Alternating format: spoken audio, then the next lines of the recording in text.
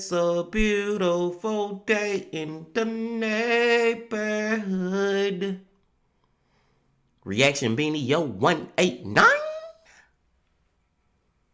Day in the neighborhood. My brothers and sisters. It is Wednesday, y'all. It is Wednesday. And like I said last Wednesday, every Wednesday we gonna watch a video from this guy because he gonna put one out by then.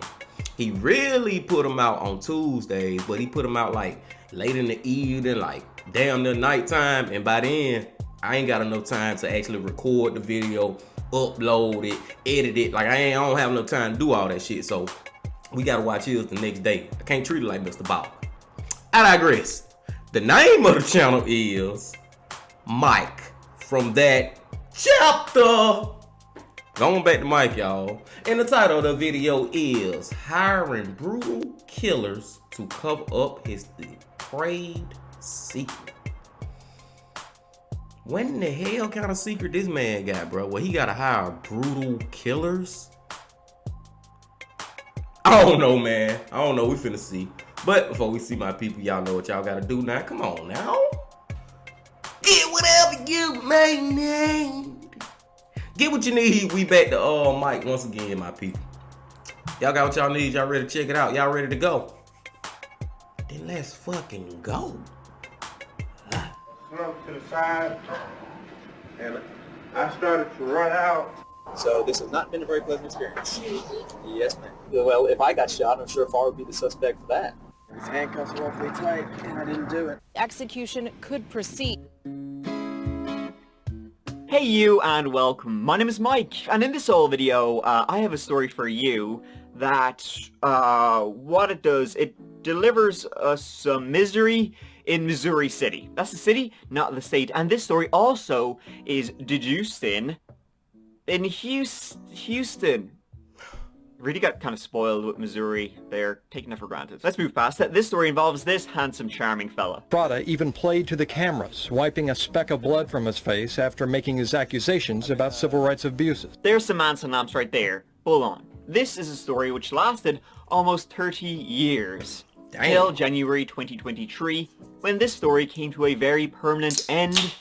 With, you know, the old kind of boop. This is a story of a marriage. It's a story of an ex-cop, and it's a story of hiring some people to go do what you want to get done. And then it's a story of, you know, you hooking it up after, having a grand old time. You know, some man for one man. Before we get into it, please subscribe to see new true crime videos every week from me to you. And also, I want to mention this at the end of the video, but real quick, there's a lot of bots and scammers going on YouTube in the comments right now. Long story short, folks, I am not on Telegram. Anyone claiming to be me on Telegram, it's not me. And if you get replies in the YouTube comments from somebody who you think is me, make sure to just check for the little tick.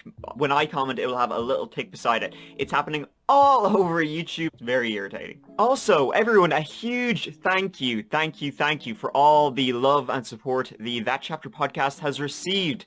It is currently number 6 in all podcasts on Spotify and number 1 in true crime. That's just, it absolutely blows me away. That is beautiful, bro. Mike done came a long way, bro. He just put out his damn podcast and look how far he done got. Man, number 1 already with the true crime shit. Like, dude, people like this, it's just motivation, man. When you see successful stories and you know where they started from and where they at now, it's just motivation, y'all. Congrats, Mike. Let's go. This is insane, so I cannot thank you all enough. Now, let's give this whole story a go. Let's give it a go. And get whatever you may need. So we shall begin, my friends, in a little old place called Atascocita. It's northeast of Houston and was named one of the best places to retire, funnily enough. It is a thriving nightlife that ends at 4 p.m. and is home to over 80,000 people, if you can believe that.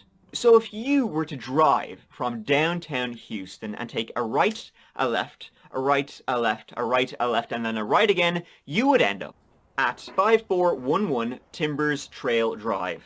There, in that pleasant and leafy suburb, lies a nice two-story home, a garage, nice garden.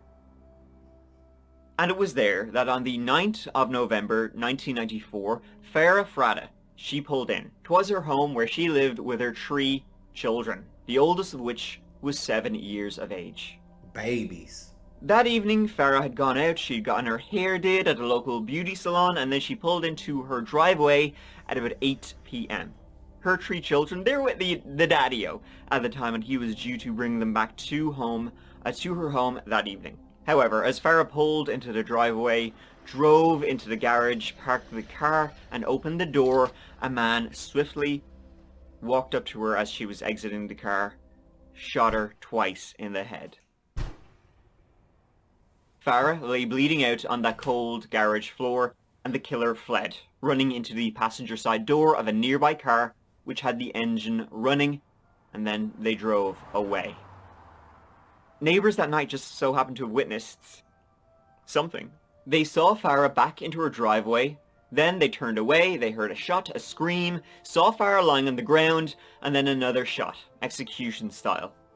Bruh, this sound like this lady had a hit out on her. But who would put a hit out her and for what? I believe it got something to do with the damn secret, y'all. She knew something about somebody. Let's go.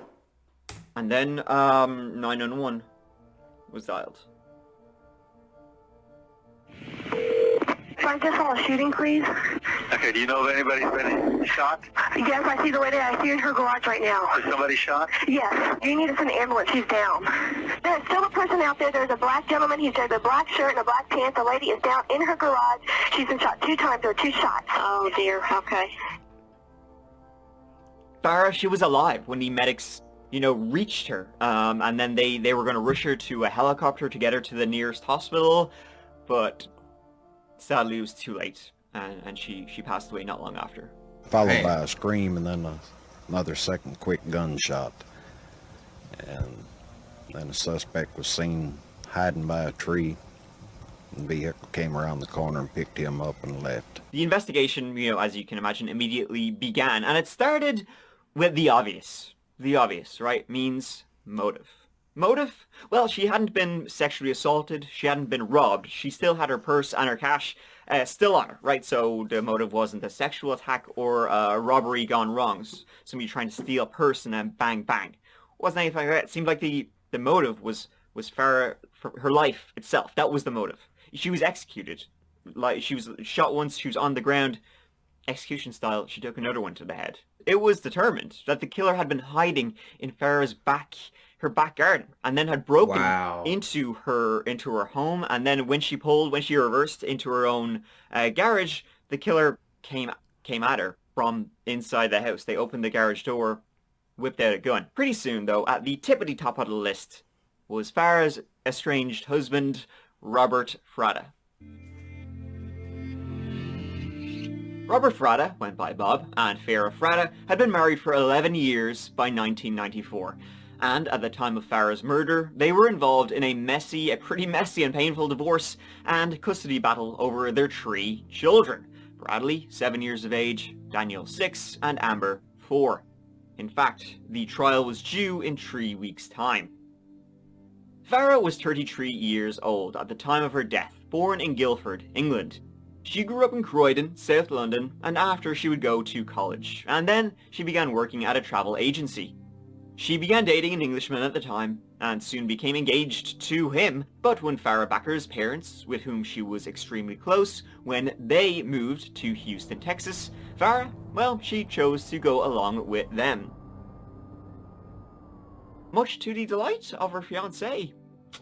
No doubt. Once she arrived in Texas, right, she loved traveling, right? She worked in a travel agency. So she began applying for jobs, and within 1 week, she got a job at American Airlines, working as a ticket agency. Now, you might be thinking, no, it wasn't just her accent, which made everything just sound posh. She was also extremely charming. She was extremely dynamic. She would always have these like new and exciting ideas, and everybody got on great with her. And it was through this job that she would meet police officer Bob Fratta. He was a Missouri City police officer. Missouri City was in the southwest, so it was pretty much on the opposite side of Houston from Atascocita. He was a handsome, charming guy, you know, he worked out, he took care of himself, but despite warnings from ex-coworkers about, you know, he's a bit of a ladies' man, you know, maybe, she got involved with him. Pretty soon breaking off her engagement, which she still kept up with the guy back in London.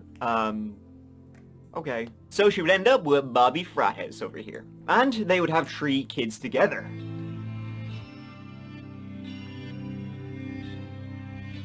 Life was good. Right up until it wasn't good.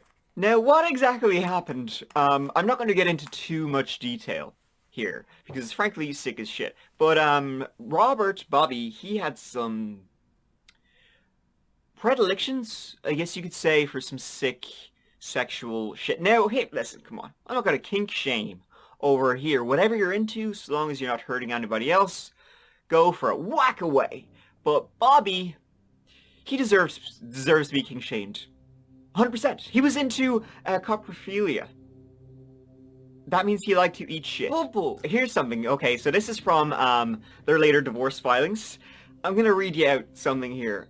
He wanted to, quote, wanted to watch his wife engage in lesbian sexual activities, have her defecate in his mouth, urinate on him, and choke him while he masturbated, and hit him in the stomach while he masturbated, and he wanted her to perform such acts every day, on a daily basis. Shit in his mouth.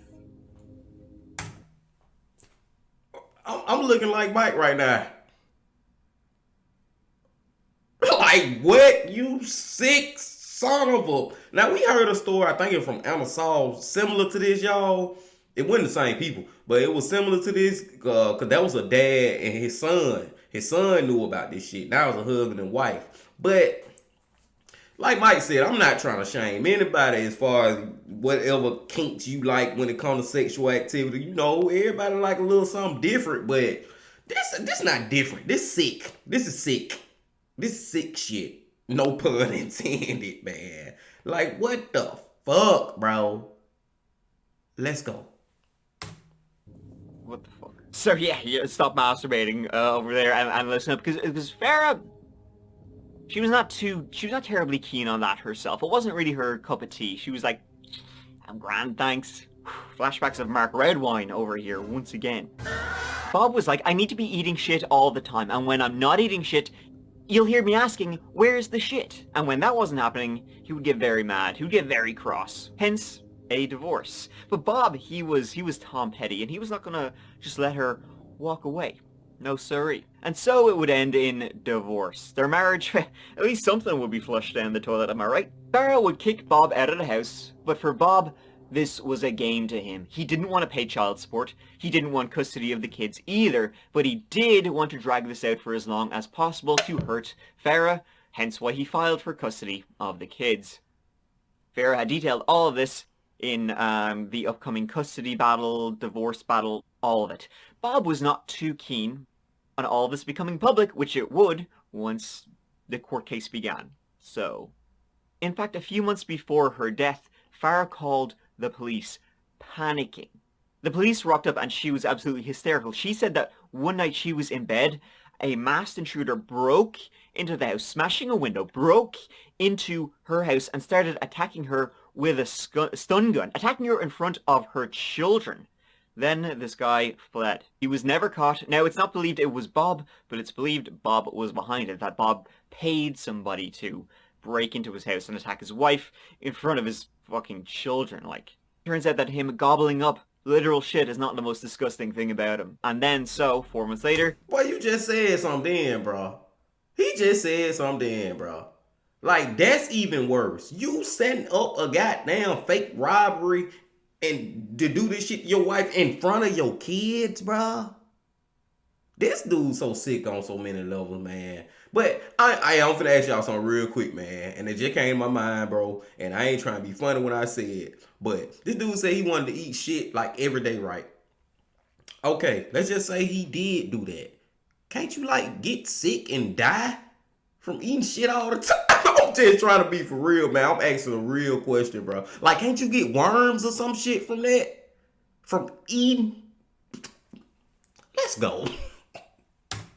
This happens, and so the detective's eyes, immediately went to the estranged husbands, right? Means, ding, motive, ding. That's a double ding right there. But the problem was, he had an alibi as tight and as strong as my love for a life insurance stance. He was at church in Humble, not far away, with their 3 children.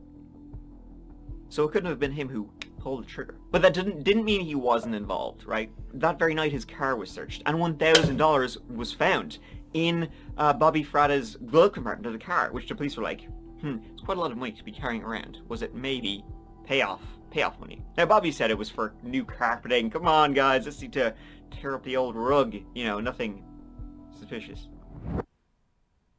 Now, so listen to this. I tell you stories of bizarre, crazy crimes and strange disappearances. And you know what that means? You gotta watch your back.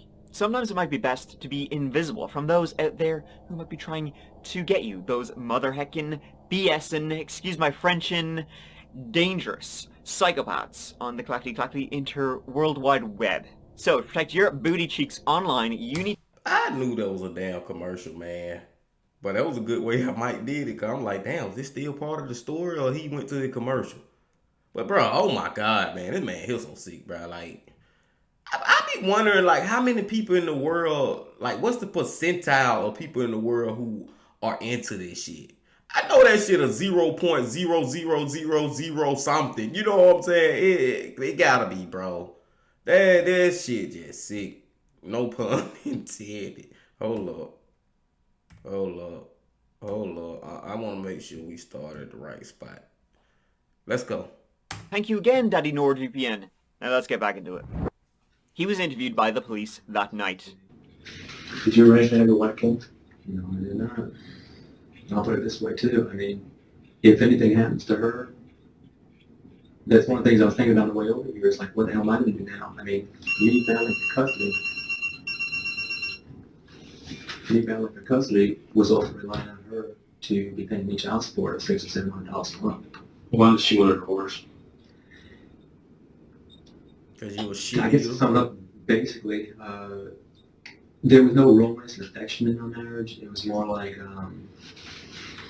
I mean, I loved her, I provided for her, took care of her and everything, but I guess we just weren't in love with each other, And whereas to me, I was able to handle it and I guess just told her, look, cope with it. What's the big deal? We don't have the best marriage, it was far from the worst. She wanted to find somebody to put her on the pedestal and filed for divorce. Farrah really must have taken a dump in his mouth for the amount of shit he's speaking. Who hates your wife enough to kill her? Nobody I can think of. I mean, I can't think of anybody that hates her. What's wrong with this picture? Your wife lives in an above average neighborhood, upper middle income neighborhood. I know for a fact the houses go from probably 90 to 150,000. Very little happens out there, I know that for a fact. And your wife is shot out of the clear blue as she's going to your garage. Nothing's taken from her. And for no reason. Check her lifestyle. She went out clubbing a lot. It's kind of hot. You're right. Yeah, I don't know what to say. Yeah. I'll be right back. The next morning, Bobby was released, very happy to see the media yapping away. Not at all. Never had this before. I didn't get to make any phone calls. I didn't get fed until 2 o'clock. I've been under their detention since 9:30 last night. I was beat. So this has not been a very pleasant experience. Yes, ma'am. You have evidence?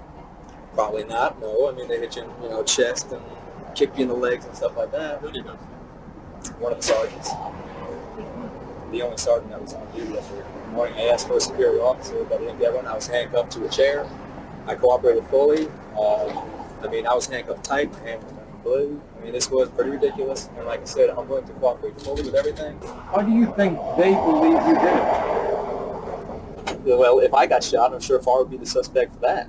I mean, that to me is natural. I was totally understanding about that. I mean, I would suspect myself too if I was doing the investigation. That's only natural. I hope they find the guy soon. And the investigation is... Did you see the little smirk on his face right then? That was the most bullshit ass fucking smirk. I wish I could shoot the smirk off his goddamn face. Fuck slapping it. I wish I could have shot that bitch off his face. No, man. First of all, for some reason, this dude remind me of a fucking wrestler. Like he should be in the WWE. He got that look for some reason. And that whole interview shit that he was doing, he was cutting a promo. He just as fake. All that shit he was saying is just as fake as a goddamn WWE star. You know what I'm saying, man? And, bro, goddamn, this dude he a shit eater. He a murderer. And he a goddamn fucking habitual ass liar. Like this dude, he got all three of them working together. Let's go. into Farrah's murder continued. The police were full sure Bob was involved in some capacity. But his alibi was as tight as words I can't say on YouTube. He was definitely like at the nearby Catholic church with his 3 children. He was seen there. He was there at the exact time his wife was being killed. And so the police began following him, and I mean everywhere, and especially at the gym. There they learned he'd been speaking to some gym buddies about, quote, knocking her off. Now they thought he was just bullshitting and had no idea why his breath stank so bad. But then when it actually happens, apparently he said this to over 24 people, and he kept a list of her daily activities. He even mentioned hiring someone, but they just thought it was locker room talk, just guys being dudes. And everyone liked him. They just thought he was blowing off steam. And police learned that when he was in the church at the time Farrah was killed, many people remember him being on the church phone a lot. They would remember that as, during the service he would keep running off, and his beeper, remember them, that kept buzzing, so he had to keep using the church phone. What happened then was the police found a notebook in Bob's car, and in that notebook they found the name and number of one Mary Yip. It turned out that Bob and Mary had been in communication a lot, the night of the murders. Now, who was she? Well, she didn't really give the police anything, but what was even more important was her boyfriend, a Joseph Prystash, ex-con, and he worked out with Bob at the gym a lot. Police began to think he may have been the real killer, but they had nothing to go on. Joe Prystash himself was a former cop, rumored to be involved in murder for hires. But at the time they were getting nowhere. That was until they dragged Mary before a grand jury to subpoena her. I think they were threatening her with charging her with murder, although I'm not exactly sure what they would have to charge her with murder with, you know what I mean? But maybe just threatening her, but it got her to talk and start telling a story. She talked in exchange for immunity. She said her boyfriend, Joseph, had been hired by Bob to help set up the murder, and that Joseph hired a neighbor of his, a kid, 18-year-old Howard Guidry, to be the triggerman. Howard would get $1,000. Joe Prystash would drive Howard to the murder scene, pick him up afterwards, and use Mary's cell phone to tell Bob Fratta when it was done. It was all planned that Bob would be at the church at the time. And Mary, for some kind of odd reason, what was going on in her noggin, I do not know, but she, after the murder, she saw the murder weapon and she managed to write down the serial number of that particular handgun. Now, I'm not sure if she knew what was going to happen, that it would come into useful in a situation exactly like this, but who knows. That murder weapon was traced back to a purchase made by Robert Fratta back in 1982. And the funny thing was, the police also had the murder weapon and Howard Guidry already in custody. On the 1st of March 1995, Howard Guidry was arrested after a bank robbery, and he had the murder weapon on him. So, when the police caught up with him, it didn't take long for him to crack and tell the story, even showing police around the exact scene it all happened. Whenever I was finished, when you were finished, what are you referring to when you finished? Whenever I killed the girl, Colin, he'll be waiting by this time. And that's basically it or here, but he called Bob, and Bob was at church with his children. Where'd you get the pistol from? From Joe. I got the pistol from Joe. Howard, just like before, I'd like to read this to you. Tell me that you understand everything. You have the right to remain silent and not make any statement at all, that any statement you make may be used against you and probably will be used against you at your trial. Do you understand that? Yes, sir. Any statement you make may be used as evidence against you in court. Do you understand that? Yes, sir. You have the right to have a lawyer present to advise you prior to and during any questioning. You understand that? Yes, sir. Okay. Do you wish to talk to us? Yes, sir. Okay. I was dropped here about between 5:30, 6, sometime between there. And from here, I went across. I walked. Sure, let's walk. And I walked up to right here. And I stood right here, 38 in my hand. And I waited for somebody to come to the door, but nobody came, but I heard noises. So I creeped around like this, and I checked the door, but it was locked from the outside. I had the gun in my hand. When she did like this, I pulled the gun up and I shot her once in the head, and she like fell to the side, or slumped to the side, and I started to run out, and as I started to run out, she wasn't really dead, so I turned around, and I closed my eyes, and I shot her one more time in the head. Bro, now I know y'all probably gonna be like, man, you don't never be saying that like this, but why you saying it now? But I'm just gonna be for real, y'all. In a way, I got a little remorse for that guy. Because he only 18 years old. Now, I know you 18, you technically an adult. But I feel like there was a kid that got took advantage of. You know what I'm saying, bro? Like, I don't know, man.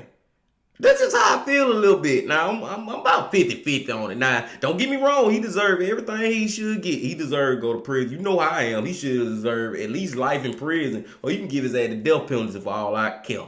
But I'm just saying, bro, I just got a little remorse, a little sympathy for him because at least he telling the damn truth. He ain't trying to hide from it. He telling the truth. I feel like, what his name is, Robert, whoever the husband was, I feel like he took advantage of this little young kid, told him, hey, I'll give you $1,000.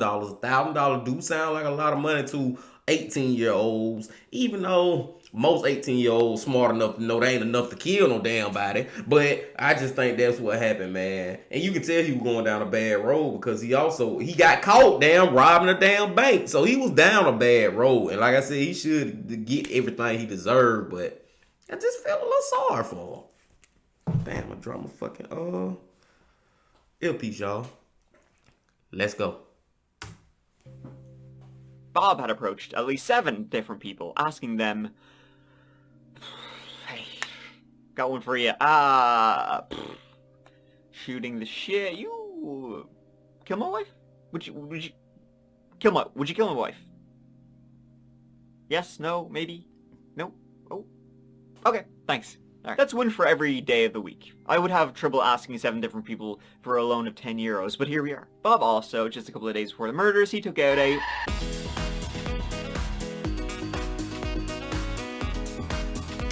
Bruh, it happens every damn time, bruh. It always got something to do with damn life insurance money. Every fucking time when we be fucking with Mike videos especially, man. He always pull out this Rick roll on us. Let's go. Worth almost $250,000, because of course he did. Joe Pricedash was also arrested and confessed. And swiftly after, Bob Fratta was arrested too. He was not so talkative, however. His handcuffs were awfully tight, and I didn't do it. Bob cared a lot about his image. He was beefed up, sure. So when negative things about Bob were going to come out, well, that was not on his menu. He was not going to pick from that menu. But it sure as shit was on his menu now. All 3 men, Bob, Joe, and Howard, would be found guilty of murder, and all would be sentenced to death. Lost some of his swagger when in just 50 minutes of deliberations, the jury decided he's guilty of arranging the murder of his estranged wife. I'm glad justice has prevailed freedom has prevailed. The victim's family wept when the verdict was read. So did Fratta's family. The defendant only stared at the table in front of him.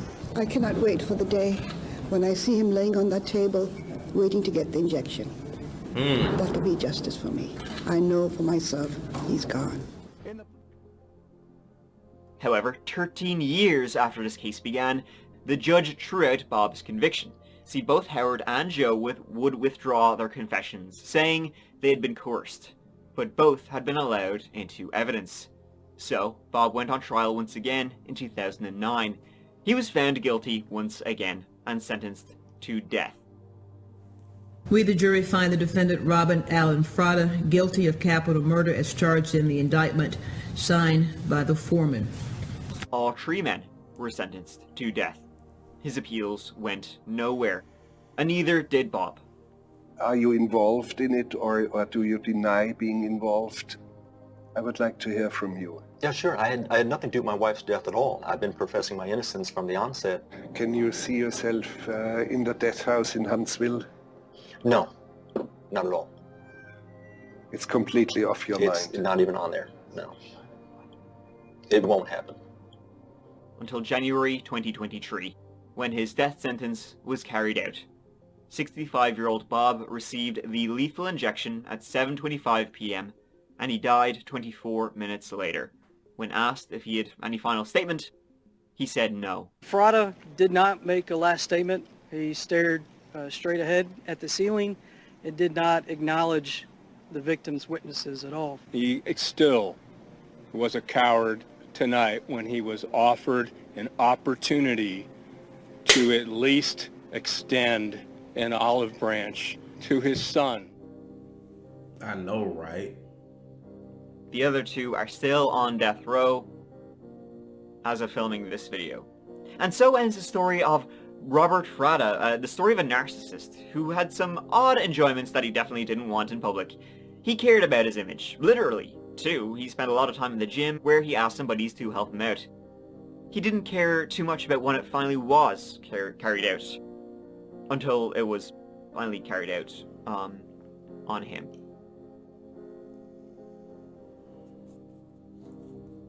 Thank you so much for watching. I really appreciate being here, watching. I mean, I'm so all over the place with this story, y'all. Like, I'm just like, oh, excuse me, man. I don't even fucking know for real. It's like, of course, I'm happy as fuck that they did get caught. Of course that. But I don't know. I'm just, this one here just, I guess because I'm probably kind of like still stuck on the damn boy. But like I said, he did the crime, his ass didn't do the time. And one thing I can agree about it is, more than anything, I hate they killed her. You know, I hate a life lost. But how I feel, 100, 1,000, 1,000,000%, if your ass goddamn killed somebody, you deserve to be killed yourself. You should get the death penalty. And I think this is the first story that we done all watched, y'all. Well, all three of the murderers got the death penalty. And the husband already did, and you know, hopefully later on, they'll get their lethal injection. Now, I know some of y'all don't agree with the death penalty, and I get it, I understand. I'm just talking about me, man. Me personally, bro. Your ass need to die. You think you can kill somebody and keep on living? That's bullshit. You killed them, you need to die. Now, one more thing I'm gonna talk about with this video, y'all. And I just, like I said, man, that one here just got me just, I don't know. It's a weird feeling that I don't think I ever had before, for real. But one more thing I'm gonna talk about from this video is, why would he do this shit after she already done exposed that you like to eat shit? You know what I'm saying? Like, why would you? It's like the secret already out, bro. Everybody already know. And you still want to kill her for it? It's one thing for you to try to kill her so goddamn the secret will never get out, which is still some fucked up shit too. I mean, you shouldn't be killing her no way, period. But I'm just saying, that was I guess, better motive. That ain't the right word, but y'all get what I'm saying, man. But you did it after the fact. The cat was already out the bag. I don't know, man. Hey, great video from our boy Mike once again, y'all. Yeah, this one, that's the word. This one got me with mixed emotions. That's the word I was looking for the whole time. I got mixed emotion with this one. I'm sad. I'm kind of feeling bad for the little boy, even though that's the first time I ever felt bad for a little boy. I'm mad as fuck at him. You know what I'm saying? And I'm kind of like flabbergasted at what type person he is or was. Like, these people come 1 in a million. I feel like one in like 1 in a million for real, bro. Like, fuck it. Mixed emotions, y'all. I'm gonna let y'all get up out of here, man. Y'all hit that like button now. Come on now. Hit the subscribe button, bro. If this your first time here, bro, go on hit the subscribe button so you can see when I come back with another video tomorrow. And until I see y'all tomorrow, my brothers and sisters, I got a couple of more things to say. Love, peace, and happiness. Stay safe. Don't stop. Keep going. Yeah.